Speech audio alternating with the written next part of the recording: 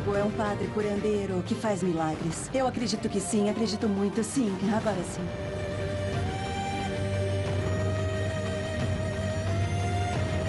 Me libertaram de alguns espíritos que me incomodavam. Eu sentia que o Roberto estava se comunicando.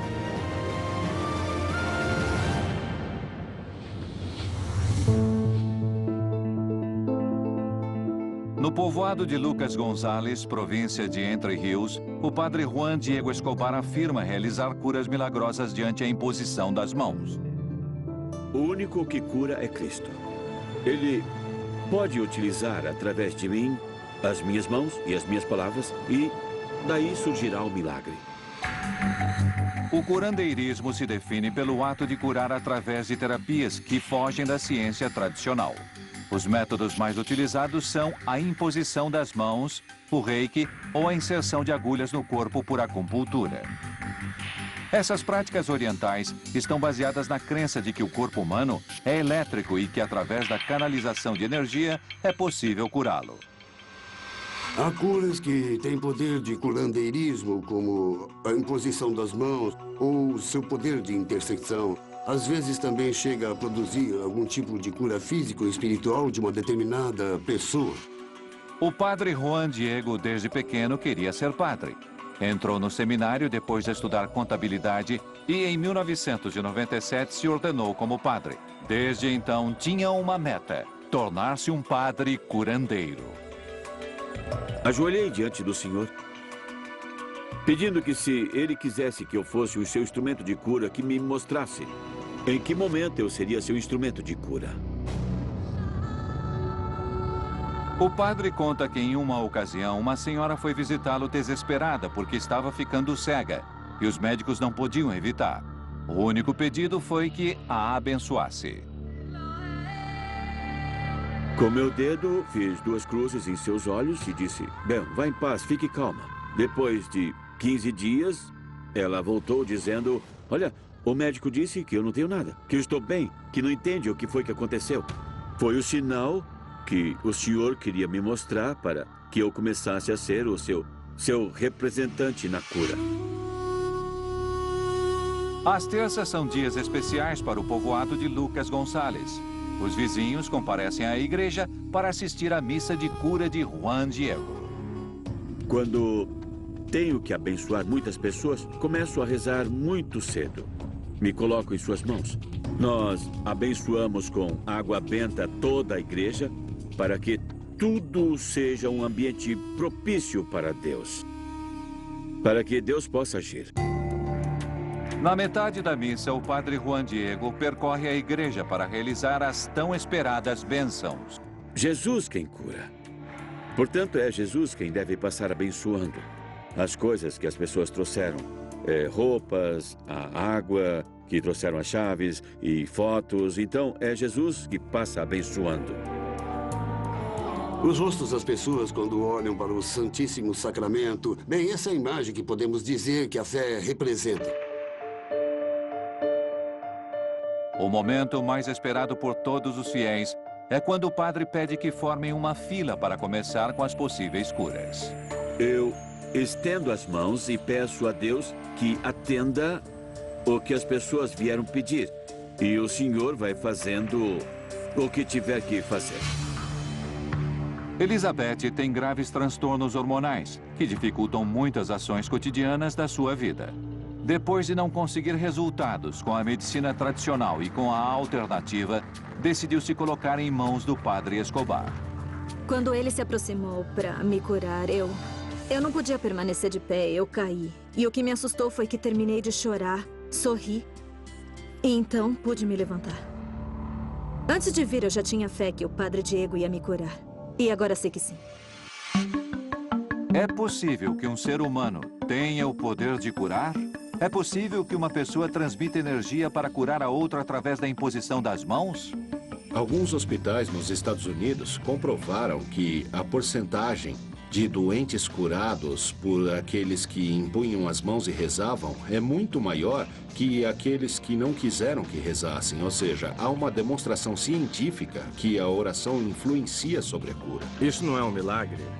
É mais um exemplo da capacidade de sugestão para curar alguns tipos de doenças que têm um componente psicossomático.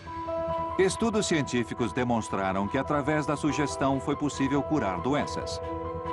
Os fiéis que participam das missas de Juan Diego afirmam sentir algo muito especial durante a imposição de mãos.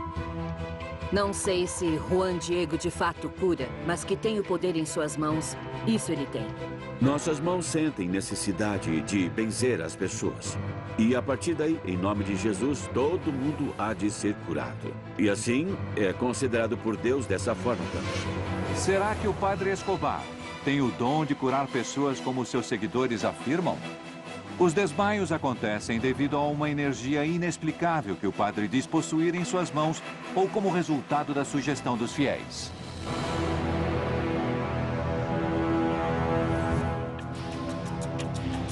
Chico Xavier foi a maior referência do espiritismo no Brasil. O médium afirmava ter a capacidade de se comunicar com pessoas falecidas e transmitir mensagens dos mortos aos seus familiares. Sua vida sempre foi relacionada a fatos inexplicáveis e milagrosos. Talvez o mais surpreendente tenha acontecido um ano antes da sua morte, quando uma estranha luz apareceu na câmera de um canal de televisão que estava de plantão na porta do hospital onde estava internado. O mistério ao redor da vida de Chico o transformou em uma das personalidades mais famosas do Brasil e seus fiéis continuam seguindo seus ensinamentos até os dias de hoje. O Chico Xavier ele foi um dos maiores médiuns que já apareceram nesse planeta. Ele é um espírito superior que reencarnou. A doutrina espírita se originou na França no século XIX. Seu criador foi Allan Kardec, que afirmava que algumas pessoas eram dotadas de mediunidade, recurso que poderia facilitar a comunicação com pessoas falecidas. Os espíritos existem, com certeza. O que nós não conseguimos provar é que os espíritos atuem no nosso mundo. Francisco Cândido Xavier descobriu sua aparente mediunidade desde jovem. E logo ele se especializou em redigir supostas mensagens que as pessoas falecidas podiam transmitir. Assim, ajudou a milhares de famílias. Pelas suas obras de caridade, chegou a ser nomeado ao Prêmio Nobel da Paz. Hoje, quem está cuidando da fundação de Chico Xavier é seu filho adotivo, Eurípides Higino. Chico Xavier era o que poderia chamar de tudo aquilo que Jesus queria de todos os cidadãos do mundo. Você conversava com o Chico aqui, você ia sair daqui achando que era o melhor amigo dele. Porque o Chico, o que mais comovia na gente era a humildade dele. Chico Xavier afirmava entrar em uma espécie de transe durante o qual ouvia vozes de espíritos e sentia aromas relacionados às pessoas falecidas. Será que Chico Xavier realmente tinha um dom especial ou era tudo resultado de uma alteração psíquica que sofria? O Chico Xavier, na ciência, a gente chama de sensitivo e não de médium. Sensitivo é a pessoa que tem a capacidade de captar o conhecimento do outro e de transformar isso num livro ou numa mensagem ou até mesmo num sonho. Na atualidade, existem discípulos de Chico pelo Brasil inteiro. Afirmam poder curar espiritualmente aos fiéis através de passes energéticos. Fernando Vieira lidera um centro na cidade de Uberaba e durante a sessão, ele diz ser possuído pelo espírito de um médico chamado José. Ele usa meu aparelho vocal para se manifestar com as pessoas vivas, porque eles conseguem enxergar a pessoa como se fosse uma coisa transparente. Tá doendo, filha? O que você sente aqui? Eu sinto que tá inflamado. Tá inflamado? E dói? Às vezes dói. E procura, viu, filha, tomar passes. Porque muito isso aqui é ectoplasma, está acumulado. Apesar de não existirem evidências científicas que comprovem, os médiuns garantem que durante as sessões espíritas, as pessoas liberam ectoplasma, uma substância que serviria como canal para que os espíritos se manifestassem. Elizabeth Souza é uma das seguidoras que afronta essa misteriosa experiência. Parece perturbada e fala com a voz distorcida. Quais os efeitos que esses rituais geram em Elizabeth? Enfrentar esse tipo de transe trará consequências nocivas à sua saúde?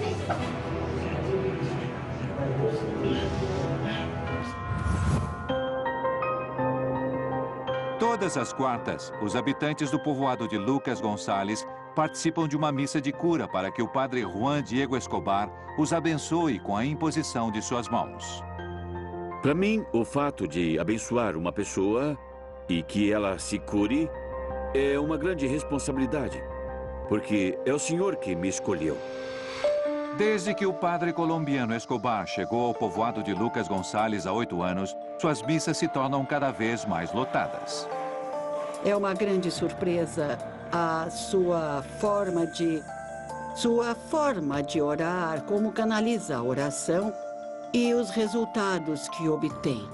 Nesses 8 anos eu vi e conversei com muitas testemunhas em relação às curas através do padre Juan Diego. Conheci pessoas que tinham tumores no cérebro e que hoje não tem mais. As missas de bênção pouco tradicionais que oferece e a fama de padre curandeiro que Juan Diego adquiriu chamam a atenção de numerosos fiéis de distintas partes do país. Eu acredito que a chegada do padre Juan Diego beneficiou nossa sociedade, desde o ponto de vista turístico, por exemplo. Não imagina a confusão que foi armada em uma cidade pequena. Começaram a chegar ônibus de Mendonça, daqui, de lá, de Santa Fé, de todos os lados. Os céticos observam outro tipo de interesse na divulgação desse tipo de manifestação, além de religioso. O ambiente que se respira nesses lugares é um ambiente de muita mística, onde as pessoas gritam, onde as pessoas cantam, acreditam em tudo isso. E isso é muito humano e vai mais além da religião. Mas sempre que há milagres, estão relacionados a alguma peregrinação, com o turismo e com esse tipo de coisas econômicas. O padre Juan Diego não se importa com as críticas. Diz que prefere centralizar sua energia nos mais necessitados e nas centenas de fiéis que o visitam diariamente, esperando sua imposição de mãos. Há pedidos de muitos tipos, principalmente para a cura de doenças. Emma Parrett estava grávida de 7 meses e um dia, inesperadamente, passou mal na rua. Foi levada a um hospital e, ao fazer os exames de rotina, os médicos descobriram que o bebê sofreria graves problemas de saúde quando nascesse. O diagnosticaram com espinha bífida, hidrocefalia e hidronefrose. Ou seja, nasceria com a coluna aberta, acumularia líquido na cabeça e nos rins. Devido ao delicado estado de saúde do embrião, a equipe médica decide deixar Emma internada para mantê-la sob observação. E por esse motivo, decidiram programar a minha cesárea. E nesse momento, a família estava muito mal. Estávamos todos muito preocupados. Seria um menino totalmente inválido. A família, desesperada, decide pedir ajuda a uma instância superior. E a sogra de Emma visita o padre Juan Diego para que abençoe seu futuro neto. Chegou uma senhora com uma foto de sua nora, que estava grávida. E me disse, olha, padre, essa gravidez anda mal. Abençoe, porque o menino vai nascer amanhã. Ele a abençoou e a curou. E senti algo lindo, senti como uma forte luz amarela. E as palavras do padre Juan Diego foram, se esse bebê tinha algo, mãe, fique tranquila que não terá nada. Os pais depositam plenamente sua confiança em Juan Diego Escobar. É sua única opção para que seu futuro filho possa nascer.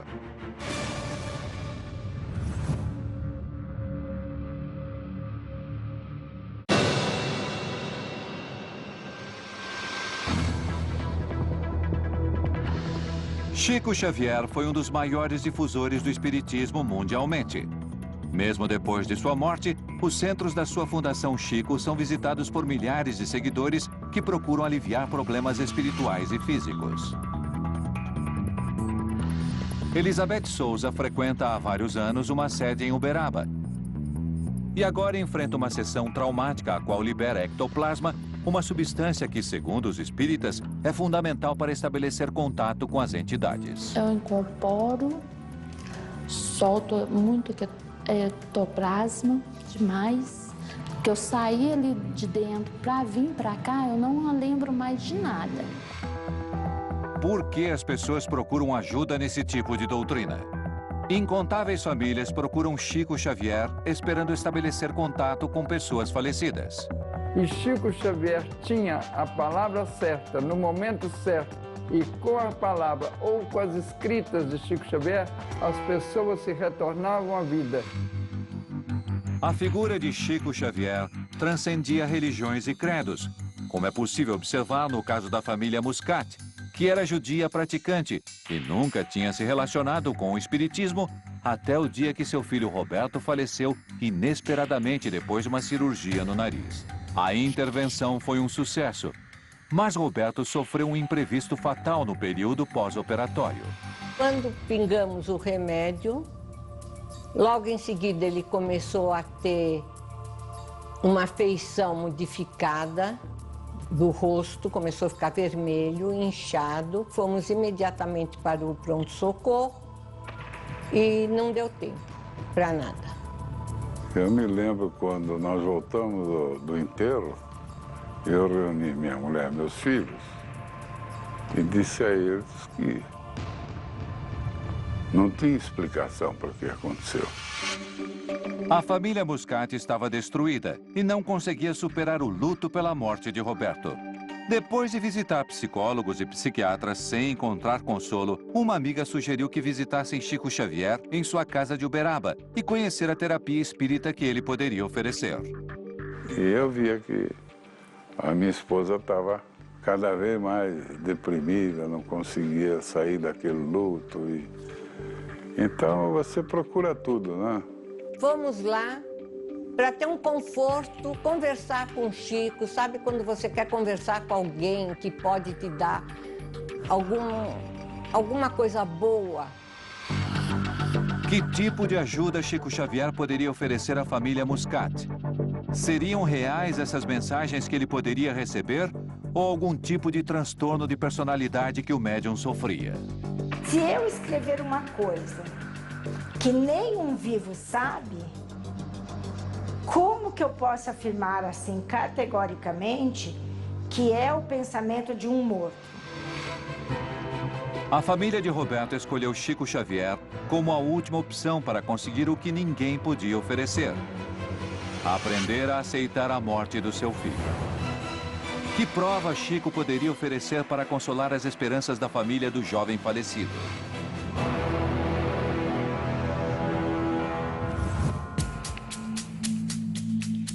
Emma está grávida de 7 meses e os médicos lhe disseram que seu filho nasceria com coluna bífida e hidroencefalia. Sua sogra visitou o padre Juan Diego para pedir que curasse seu neto. O padre benzeu uma foto e lhe deu uma cruz para que ficasse com Emma na hora do parto. Para mim, o mais difícil foi o momento em que eu entrei. Me prepararam para fazer a cesárea e eu acho que eu pensei, a minha única opção era rezar. Rezei muito, muito, muito e pedi a Deus para que o bebê nascesse bem. E eu acho que esse foi o momento que mais me marcou. Durante o parto, havia uma grande quantidade de médicos na sala de cirurgia. Assim que o bebê nascesse, deveria ser operado com urgência. Me fizeram uma cesárea e eu não ouvia chorar. De repente, ouvi um choro de longe, que vinha da neonatal. E veio um médico correndo e disse ao meu ginecologista: esse bebê não tem nada, ele é saudável.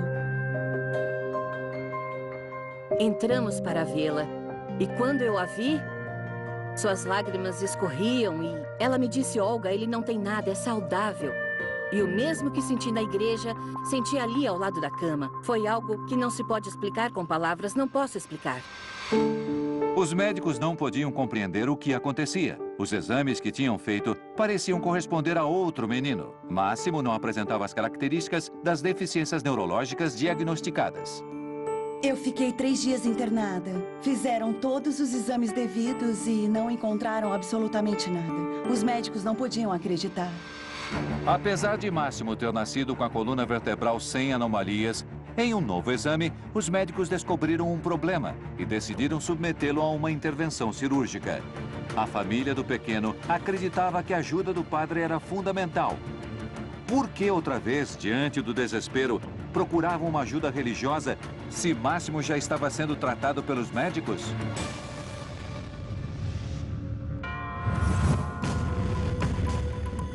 Em Bogotá, Colômbia, o padre Andrés Tirado Pérez lidera um grupo de padres católicos latino-americanos que não dependem do Vaticano e se especializaram na prática de exorcismo para libertar as pessoas de supostos espíritos. O exorcismo é a ferramenta que utilizamos para tirar uma entidade, um espírito. E, com a graça de Deus, nós conseguimos expulsá-lo. Na teologia, há infinitos textos que narram as possessões demoníacas. Inclusive, é comum que diferentes religiões aceitem a existência de espíritos do bem e do mal em seus livros sagrados. No Islã, os gênios do mal são chamados de Shayatin e seu líder, Iblis. O hinduísmo dá diferentes nomes, como Vetalas, Yakshas e Bhutas. Que papel teriam esses supostos espíritos do mal? Como afetam as pessoas? É uma energia que sai de onde está, vem e se posiciona na pessoa. E a pessoa começa a sofrer coisas que antes não sofria. Muitos especialistas não concordam com Andrés Tirado e acreditam que os espíritos são fruto da sugestão de determinadas pessoas. Eu, particularmente, eu vi 3 exorcismos na minha vida. E na maioria dos 3 exorcismos, eu posso dizer que o que encontrei foram transtornos psicológicos.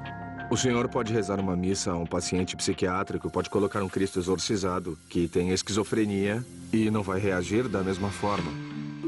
Antônio Copete, há anos, padece de problemas de saúde que não pode resolver, o que o levou a uma grave depressão. Eu apresentava problemas de saúde como diabetes, hipertensão, debilidade e cansaço, e não sabíamos o motivo, o porquê.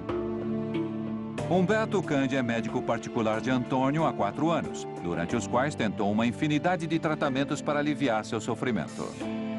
No caso do seu Antônio, nós percebemos que, apesar do tratamento instaurado com a medicina tradicional e a medicina natural, não conseguíamos um bom resultado de melhora.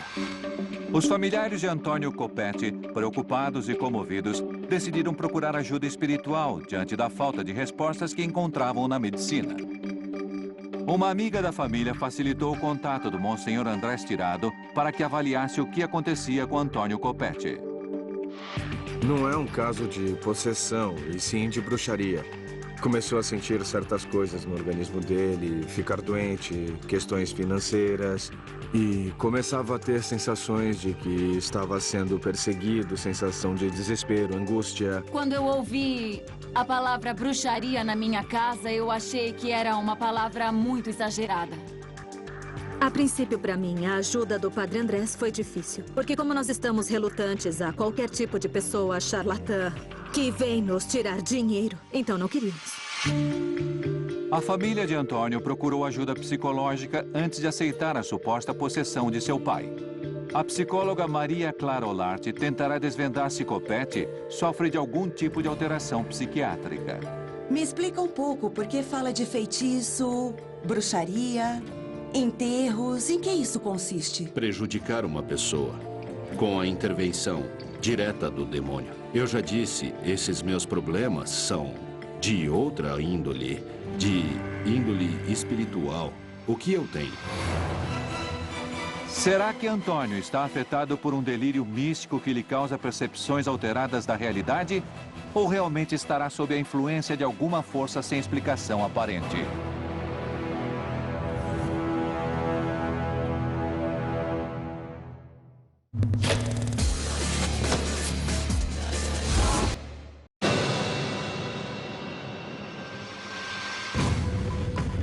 Na cidade colombiana de Bogotá, Antônio Copete acredita estar enfeitiçado e fará uma entrevista com a psicóloga Maria Clara Olarte, a pedido de suas filhas, para comprovar algum tipo de transtorno psiquiátrico. Será que Copete sofre de alucinações? No ponto de vista da psicologia, eu vejo que ele tem uma linguagem muito coerente, um pensamento coerente também. E, na verdade, eu não consigo diagnosticá-lo dentro de uma patologia. Depois de Antônio Copete ter confirmado que não sofre de nenhum problema psicológico, é animado pela sua família a confiar em Monsenhor como a única opção para deixar de padecer dos sofrimentos físicos que o afligem. A única decisão que eu procurei era que Deus, Nosso Senhor, colocasse em meu caminho alguém que me curasse dessas coisas. Monsenhor Andrés Tirado Pérez decide realizar a libertação final a Antônio Copete durante o primeiro Congresso Internacional de Exorcismo, organizado em Bogotá. Vamos lhe fazer uma libertação forte para terminar de romper todos estes trabalhos que as outras entidades estavam fazendo. Na verdade, eu não imagino meu pai passando por um exorcismo. De toda forma, se ele precisa de um exorcismo, que seja bem-vindo por sua saúde espiritual. Andrés Tirado Pérez convida 2 renomados exorcistas latino-americanos, o xamã Paulino Martínez e Jimmy Bula, para efetuar a libertação. No ritual são escolhidas pessoas da confiança de Antônio Copete, pois os espíritas dizem que assim conseguirão expulsar os demônios que o afligem. O suposto possuído permanece imóvel, em aparente estado de transe, enquanto ao redor sucedem episódios violentos e misteriosos. Renuncio a Satanás e aos seus trabalhos de maldade. Que efeito esse tipo de rito ancestral pode causar em Antônio Copete? Poderia aliviá-lo?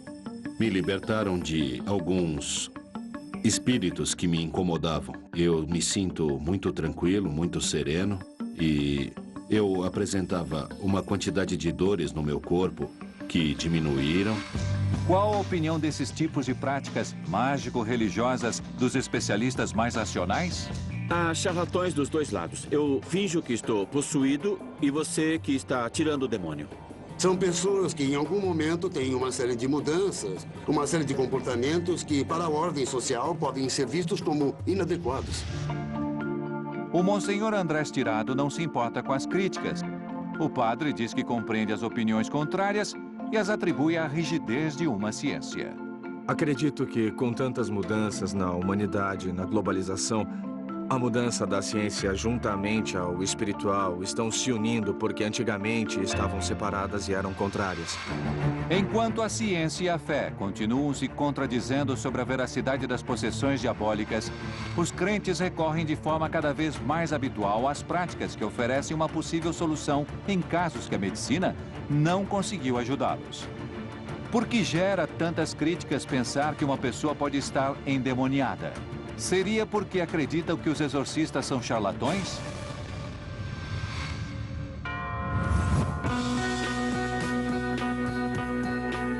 O brasileiro Chico Xavier alcançou fama internacional pela suposta capacidade de escrever cartas enviadas por pessoas mortas. Essas mensagens incluíam dados que aparentemente só a família conhecia.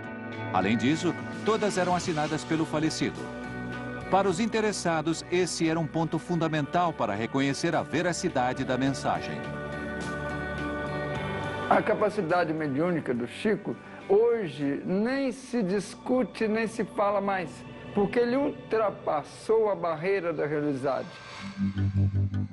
Depois de 4 visitas infrutíferas à casa de Chico Xavier sem receber mensagens, finalmente Sônia, a mãe de Roberto, ouviu o médium pedindo a presença de algum familiar de Roberto Muscat. Supostamente teria uma carta assinada por ele, dedicada especialmente ao seu pai. Imagina na hora que eu ouvi Roberto Muscat. Não dá para explicar, eu não sei se eu estava flutuando, se eu estava na terra, aonde eu estava. Que eu sentia que o Roberto estava se comunicando. A família Muscat recebeu com surpresa a carta, mas precisavam confirmar o que realmente tinha acontecido com Roberto. Ao abrir a carta, seus integrantes foram surpreendidos por uma informação que somente eles conheciam. Os irmãos Muscat tinham o costume de dar presentes aos pais com um cartão assinado por todos. Era um presente, um mimo, que era o nosso brasão, que é a estrela de Davi. Em cada ponta, ele pôs o nome dos irmãos. Exatamente como era feito aqui na Terra.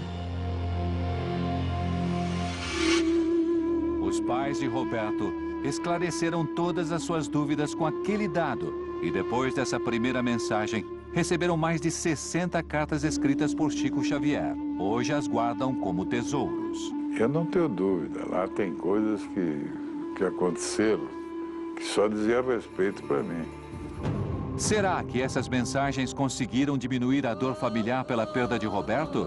Como podem influenciar as mensagens que Chico transmite a uma família sofredora? Se for uma mentira, foi a melhor mentira que eu ouvi. E se for um teatro, foi o melhor que eu assisti. Os céticos desconfiam do suposto poder de Chico e acreditam que essas mensagens poderiam ter se originado por algum desequilíbrio psiquiátrico, somando ao inegável talento para a escritura que o psicógrafo brasileiro possuía. Quem escrevia era ele e ele não queria assumir isso. Então, uma necessidade de atribuir a um espírito do além. Durante sua vida, muitas testemunhas afirmam que Chico possuía uma capacidade extraordinária. Sem dúvida, o fenômeno mais surpreendente foi o que aconteceu com aquelas luzes que pareciam chegar à janela do seu quarto, onde estava internado em 2001.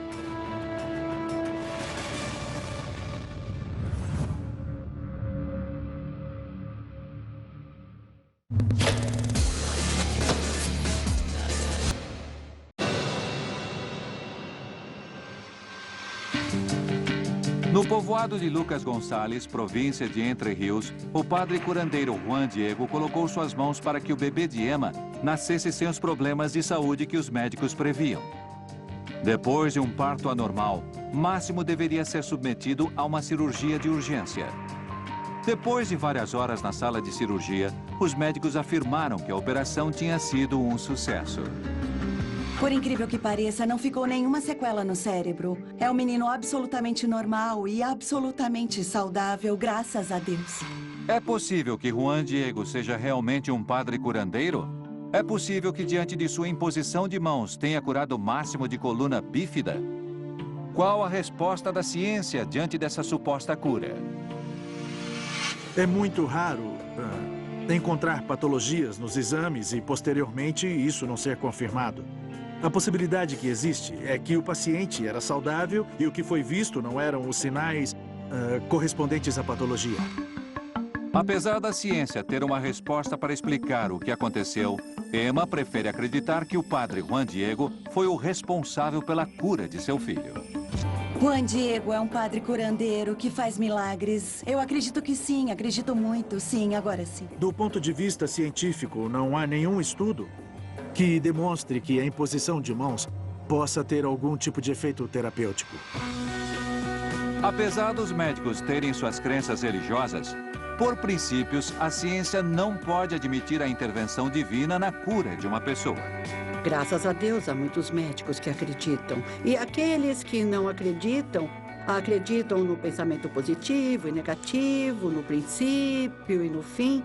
Afinal, acabamos acreditando mais ou menos no mesmo. É possível que a fé e a ciência concordem diante de um caso de cura espontânea? Mesmo que um fato seja provado racionalmente, por que a fé e a ciência têm visões diferentes? Eu acredito que a fé e a ciência são completamente incompatíveis dentro de uma mesma pessoa, porque a fé é justamente acreditar sem ver. A ciência é um método que se baseia nas evidências que eu tenho. Sim, acredito em algo. Como a ciência não tem o alcance da fé, porque não tem elementos.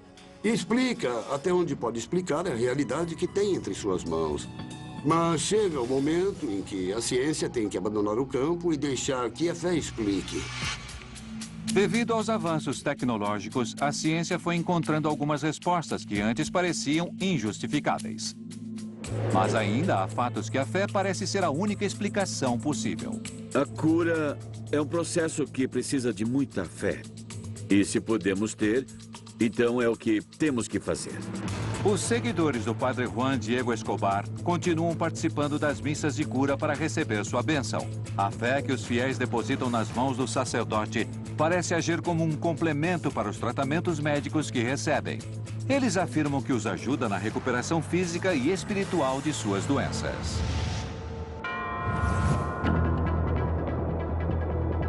Um fato misterioso surpreendeu a todos no Brasil em 2001, quando duas estranhas luzes pareciam vir do céu até a janela do hospital Hélio Angotti, onde Chico Xavier estava internado. O médium sofria de pneumonia e estava morrendo. Por isso, muitos meios de comunicação estavam de plantão na porta do estabelecimento. As imagens das surpreendentes luzes foram gravadas pelo cinegrafista da Rede Globo, Emerson Andrade. Quando foi editar o material, que se viu que tinha uma luz que passava assim, que ela cruzava a frente do hospital. Depois de vários dias internado, a saúde de Chico Xavier mantinha a opinião pública inquieta. O médico Eurípides Tarran foi quem cuidou do médium dessa pneumonia que colocava sua vida em risco. Como homem de ciência, nós temos que respeitar tudo. Eu vi melhoras espetaculares com pessoas que haviam recebido tratamentos outros, colaterais, que não fossem a parte da medicina clássica. Com 91 anos, já muito fraco, os médicos não tinham um bom prognóstico para Chico. Surpreendentemente, depois dessas luzes aparecerem, o médium melhorou notavelmente. Através da janela aqui, ó, veio a luz e incidiu no corpo do Chico, e ele realmente melhorou. A partir do 3º ao 4º dia, houve uma melhora tão surpreendente para mim e por todos os colegas que estávamos tratando do Chico Xavier. Muitos desconfiaram da veracidade dessas luzes que os vídeos mostravam. Depois de ter se recuperado e observado a gravação televisiva, Chico Xavier disse que essas luzes não eram casuais, e sim uma mensagem espiritual que o curou e ofereceu paz espiritual. O repórter perguntou a ele o que significava aquela luz, ele disse que era a mãe e o protetor dele, o Emmanuel. Uma possível explicação para esse fenômeno é o efeito flare, nome dado pela física para os círculos luminosos que atravessam as lentes das câmeras de foto ou vídeo. Geralmente é um resultado acidental que ocorre quando os raios do Sol incidem indiretamente sobre a lente, provocando alterações luminosas na imagem. Será que aquelas luzes que chegaram ao quarto de Chico Xavier representavam um acontecimento sobrenatural? O físico Eduardo Zoc tentará revelar a autenticidade dessas luzes através de uma perícia audiovisual. Aquela luz é considerada como entrando no quarto de hospital onde se encontrava o médium Chico Xavier. No entanto, essa luz passa, não entrando efetivamente no quarto. O fato das luzes terem sido registradas em um episódio tão midiático gerou dúvidas no caso desde o primeiro momento. Será que o vídeo é realmente a prova de um fenômeno maravilhoso ou uma fraude para gerar sensacionalismo?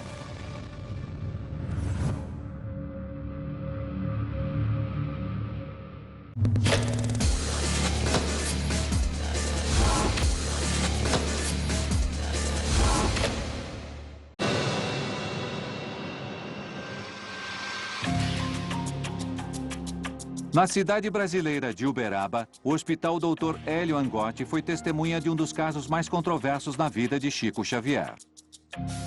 Enquanto o médium estava internado, duas estranhas luzes foram registradas por um cinegrafista de televisão e surpreenderam o Brasil inteiro. Por que se dirigiam ao quarto de Chico Xavier? A opinião pública sempre desconfiou sobre a veracidade dessas luzes, apesar de Chico afirmar que eram mensagens espirituais. O físico Eduardo Zoc faz uma análise pericial do vídeo para avaliar se pode ter existido fraude. Nós congelamos os frames ou quadros que compõem a sequência que dão origem ao vídeo. E em cima desses quadros nós tentamos compará-los e descobrir se eles têm algum indício de fraude. Comparando quadro a quadro do vídeo, o especialista não encontrou nenhum indício de alteração fraudulenta. Porém, Eduardo Zoc utilizou um programa de edição de imagem para demonstrar como poderia falsificar um fenômeno luminoso como o que ocorreu no hospital. Nós vemos a luz aqui, agora podemos ver a luz aqui e assim por diante. Ó. Vendo que a luz está andando. Eu poderia colocar a luz aqui, poderia colocar a luz em qualquer outro lugar. Então isso aqui está mostrando realmente que essa é uma imagem falsa. A possibilidade de falsificar uma imagem não é prova suficiente para confirmar que tenha cometido um engano com o vídeo da estranha luz. Os técnicos não conseguem dar uma explicação para o fenômeno, e essas luzes passam a formar uma página a mais dos misteriosos fatos que acompanharam Chico Xavier em sua vida. Não foi possível detectar, através da análise pericial, nenhuma fraude patente, de maneira que todo esse assunto se torna inconclusivo. Tem muita gente que não acredita, acha que é uma montagem, que acha que é uma armação, mas eu acredito que seja o que o Chico falou. Ninguém na história brasileira gerou tanto mistério como Chico Xavier. Seus seguidores ainda o consideram um personagem milagroso e afirmam que o que aconteceu com as luzes foi mais um exemplo do seu poder. Pelo que eu vi, é uma coisa sobrenatural. Quer dizer, aquilo sim foge das leis da física. Pode ter sido uma manifestação espiritual através de uma materialização. Para mim, naquela noite apareceu a luz. E era uma graça, uma bênção de Deus por tudo aquilo que Ele fez em favor da humanidade. Desde sempre, a vida de Chico Xavier foi marcada pelo inexplicável. As ferramentas da ciência ainda não conseguem revelar o fenômeno ao redor da sua pessoa. Já se passaram mais de 10 anos desde seu falecimento e o médium continua vigente como mito do espiritismo, colaborando para propagar a crença de que existe vida após a morte. Que explicações existem para todos esses tipos de fenômenos sobrenaturais? Por que continuam sendo enigmas sem soluções para a ciência? Algum dia, os fiéis terão explicações racionais para esses fenômenos que consideram milagres?